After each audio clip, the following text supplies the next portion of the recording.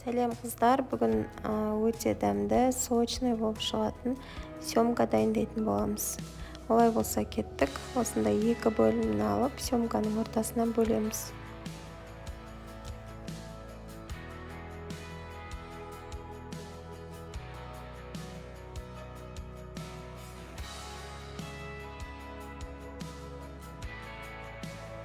Одан соң осындай 4 зубчик чеснокты алып, теркадан өткізіп дайындайтын боламыз.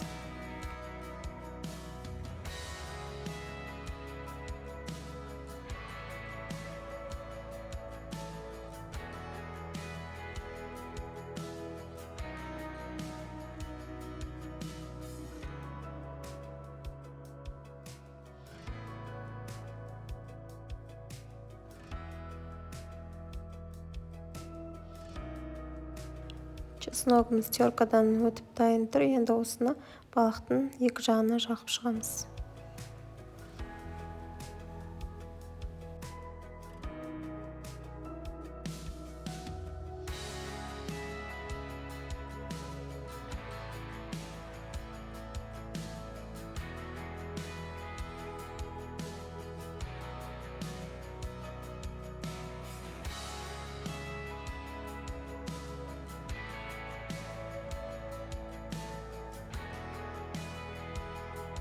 Осылай ыдысымызға салып, қағаз төсеп, үстіне балықты салдық, чеснок жақтық, аздап тұз себеміз екі жағынан. Осындай сұйық майды құйып шығамыз, аздап қана.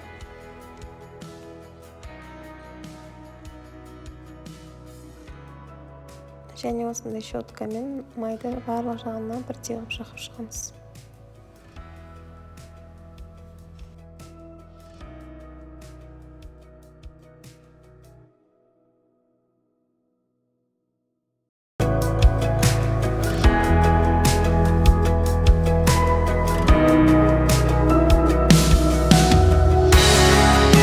Және осындай балықтың жанына үйіңізде қандай овощ бар, қандай шөптер бар, соны осылай тұз салып, сұйық май қосып, кішкене араластырып, жаңа қалған чеснокты қосып жібереміз. Және осындай балықтың қасына салып пісіретін боламыз. 200 градуста 25 минутта өте дәмді балығымыз дайын болып шығады.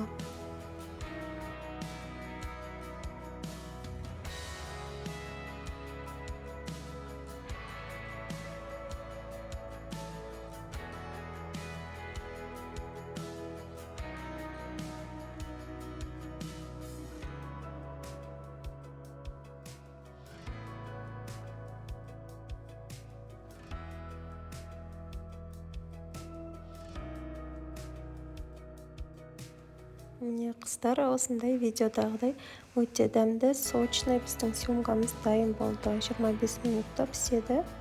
Өте дәмді шықты. Ас болсын, міндетті түрде жасап көріңіздер.